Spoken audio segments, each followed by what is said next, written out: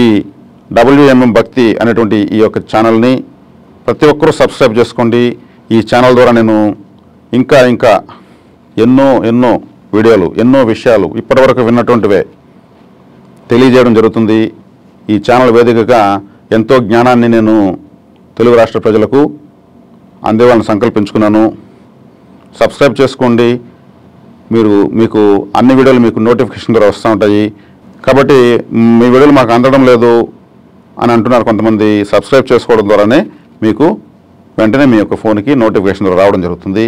ఈ మాందేశ్వరుడు తర్వాత సప్తమ స్థానం అంటే మీ యొక్క వివాహము, జీవిత భాగస్వామి, వ్యాపార భాగస్వామి, మీ యొక్క కిడ్నీలు, ఏదైనా ఫంక్షన్, మీరు వెళ్ళేటువంటి ఫంక్షన్, ఒక స్టేజ్ అంటే, ఒక కళ్యాణ మండపం అంటే 7వ స్థానము, ఒక సమూహము, ఏదైనా మీరు ఒక ఫంక్షన్కి వెళ్తే ఒక సమూహం జనాలు, సమాజం ఎక్కడైతే గుంపులుగా ఉంటుందో అదంతా 7వ స్థానమే. మీరు ఎక్కడన్నా కానీ ఇక్కడ మాంది ఉన్నప్పుడు మీరు సమాజంలో గుర్తింపు ఉండదు, వివాహ విషయంలో సరైన అరమరిక ఉండదు, జీవిత భాగస్వామితో సరైనటువంటి శారీరక మానసిక సంబంధాలు కరెక్ట్గా ఉండవు, పెళ్లి కావడమే ఆలస్యం అవుతుంది, యూరిన్ ఎక్కువగా పాస్ అయ్యేదానికి అవకాశం ఉంటుంది, యూరిన్ పాస్ చేసేటప్పుడు మంట పుట్టేదానికి అవకాశం ఉంటుంది, తర్వాత కాలంలో అవి కిడ్నీలు ఫెయిల్యూర్ అయ్యేదానికి అవకాశం ఉంటుంది. ఇప్పుడు ఎందుకు కిడ్నీ కేర్ సెంటర్స్ ఎక్కువైపోతున్నాయి? మాంద్య గ్రహము సప్తమ స్థానంలో ఉండడం వల్లనే.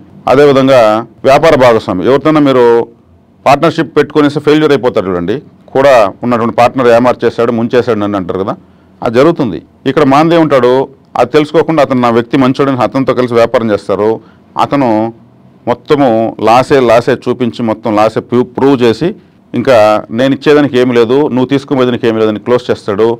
చివరిగా అతను ఇంకొక వ్యాపారం డబ్బులు చెప్పి ఇంకో చోట పెట్టుకుంటాడు. ఇక్కడేమో రికార్డ్స్లో ప్రూవ్ చేస్తాడు. కాబట్టి సప్తమ స్థానము అలా ఉంటుంది. మీరు స్టేజ్, ఫంక్షను, కళ్యాణ మండపం అన్నాను, ఏదైనా ఫంక్షన్కి మీరు వెళ్ళొస్తే దిష్టి తగిలిన వాళ్ళలాగా వచ్చి మీరు ఇంట్లో పడిపోతారు. అంటే 7వ స్థానంలో మాందేవి ఉన్నాడు అనమాట. తర్వాత 8వ స్థానం, ఇక్కడ మీకు 7వ స్థానం ఉన్నాను కాబట్టి మీ జీవిత భాగస్వామి కానీ, వ్యాపార భాగస్వామి కానీ, మీ యొక్క స్నేహితులు కానీ, మీతో కలిసి తిరుగుతున్నటువంటి వాళ్ళు ఎవరైనా కూడా దుర్మరణం పాలవుతారు. నిన్ననే నాతో మాట్లాడాడు, నేను సాయంత్రం నాతో కాఫీ తాగాము, మేమంతా ఉన్నాము, తెల్లవారకంత ఇలా అయిపోయింది, నమ్మశక్యం కాలేదు, నా ఫ్రెండ్ చనిపోయాడు అంటూ ఉంటారు. అంటే దగ్గర వాళ్ళు భాగస్వాములు కానీ వీళ్ళంతా కూడా ఇలా జరుగుతుంది. సప్తమ స్థానంలో మాందే ఉంటే ఇంకా భార్య నిలవకపోవచ్చు, ఆ స్త్రీలకు ఉంటే భర్త నిలవకపోవచ్చు, దుర్మరణం పాలవుతారు. ప్రేతగ్రహం కదా డైరెక్ట్గా. అష్టమ స్థానం అంటే ఆయుష్ స్థానము, మా ఆడవాళ్ళకైతే మాంగళ్య స్థానము, ఇది ఆకస్మిక స్థానము, ఒక పరిశోధన స్థానం. జ్యోతిష్ శాస్త్రం రావాలంటే అష్టమ స్థానం బలంగా ఉండాలి, వాళ్ళకి కలిసి రావాలి. పరిశోధన కదా, రీసెర్చ్. కానీ అక్కడ మాంది ఉంటే పరిశోధనలో ఫలితాలు రావు, ఎలా పరిశీలించాలో తెలియదు, ఎవరిని అడిగినా చెప్పించరు, దాటవేస్తారు. ఒకవేళ ఎవరైనా చెప్పించినా వాళ్ళకు తెలియకుండా తప్పులు చెప్పిస్తారు. అష్టమ స్థానం కాబట్టి ఆయుష్మైన ప్రభావం చూపిస్తుంది. మరి ఎవరో మన పాట మనం నిలుచుకుంటే కూడా వచ్చి వాడి కంట్రోల్ తప్ప మన ఎత్తున పడిపోతుంటాడు, మన దెబ్బలు తగులుతాయి. అంటే తరచూ ఏదో ఒక ప్రమాదం ఆకస్మికంగా జరుగుతూ ఉంటుంది. ఈ ఆకస్మిక స్థానమే హాస్పిటల్. బాగున్నవాడు సడన్గా పడిపోయి హాస్పిటల్ పడుకుంటాడు. కాబట్టి ఆకస్మిక స్థానం హాస్పిటల్ సూచిస్తుంది. అక్కడే చనిపోతూ ఉంటారు, అక్కడే బతుకుతూ ఉంటారు. అక్కడ మాంది ప్రభావం చాలా ఎక్కువ ఉంటుంది. మాంది గ్రహం 8వ స్థానంలో ఉంటే మీకే ఆకస్మిక సంఘటనలు జరుగుతూ ఉంటాయి. కాబట్టి ఈ అన్ని స్థానాల్లోనూ మాంది ఉంటే ఎక్కడ కానీ మంచి ఫలితం ఇచ్చినట్టు నేను చెప్పడం లేదు, కానీ ఆయన మంచి ఫలితం ఇస్తాడు. చివరిలో చెప్తాను, చాలా చక్కగా అందరూ కూడా ఆ మంచి ఫలితం అనుభవించవచ్చు. చివరి వరకు చూడండి ఈ వీడియో. ఇక 9వ స్థానం. 9వ స్థానము అంటే ఆలయము. 9వ స్థానం అంటే ఆలయము, గురువులు, మీ తండ్రి, మొదటి గురువు తండ్రి, తల్లిదండ్రులే కాబట్టి తండ్రి, యోగా సెంటర్, పూజా స్టోర్, పవిత్రమైన స్థలాలంతా కూడా 9వ స్థానమే. కాబట్టి మీరు ఏ ఆలయానికి వెళ్ళినా మీకు ఫలితాలు రావు. నేను ఎన్ని గుళ్ళకు వెళ్తున్నాను నాకు ఫలితమే రాదు. అందరూ ఏమో ఆ గుడికి వెళ్తే నాకు కోరిక తీరిందనేసి అన్నదానం చేస్తారు, ఇంకొకరేమో దేవుడికి ఆభరణాలు చేయిస్తారు. నేను ఏదైనా అయితే నేను కూడా చేయిస్తాను అంటే నాకేమీ తీరడం లేదు.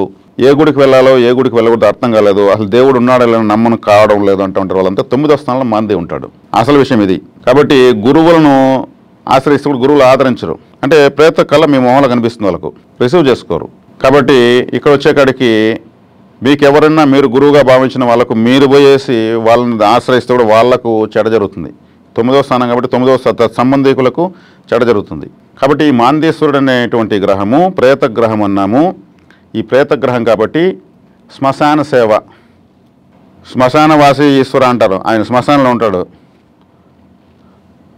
లోకపాలకుడైన పరమేశ్వరుడు శ్మశానంలో ఉంటే ఇంకా దాన్ని మించినటువంటి అద్భుతమైన ప్రదేశం ఎక్కడుంది? చివరికి మనం వెళ్ళాల్సింది కూడా అక్కడికే. మనం ఆ సేవ చేసుకోవాలంటే దానికి ఇంకా మాందేశ్వరుడు ఏమో మీకు చక్కగా మిమ్మల్ని నెత్తి భుజాన పెట్టుకుని తిరుగుతాడు. మీకు ఏం కావాలో అది ఇచ్చేస్తాడు అంతే. శ్మశాన సేవ ఎలా చేయాలి? దారి ఏర్పాటు చేయండి. అక్కడ ఏదైనా రాళ్ళు రప్పలు ఉంటే మీరే వంగి ఒళ్ళు వంచి రాళ్ళని దూరంగా వేయండి. మీరేం కబ్జా ఏం చేయలేరు, రాళ్ళేరినంత మాత్రాన. శ్మశానాన్ని ఎవరు కబ్జా చేస్తారు? చేయరు.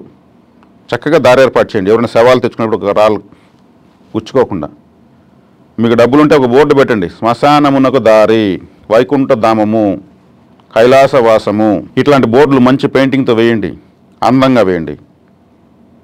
అక్కడ ఏదన్నా శ్మశానంలో శవాలు తెచ్చుకున్న వాళ్ళకి ఏదన్నా తెచ్చి శవ సంస్కారాలు చేసే వాళ్ళకి నీటి తొట్టెలు, అక్కడ పనిచేస్తున్న కార్మికులు, ఆ శవాలు కాల్చే వాళ్ళు, డప్పులు కొట్టేవాళ్ళు, ఇటువంటి వాళ్ళు చాలా గొప్ప వాళ్ళు, మాందిగ్రహ అనుగ్రహంతో వాళ్ళు ఆ స్థాయికి వెళ్ళి ఉంటారు. ఆ డిపార్ట్మెంటే లేకపోతే అసలు ఇంకా గోయిందా, ఎవరేం చేయలేరు.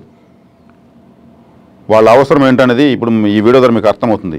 వాళ్ళకి ఏదైనా సహాయం చేయండి, వాళ్ళని గౌరవించండి, ఫ్రెండ్షిప్ చేయండి వాళ్ళతో.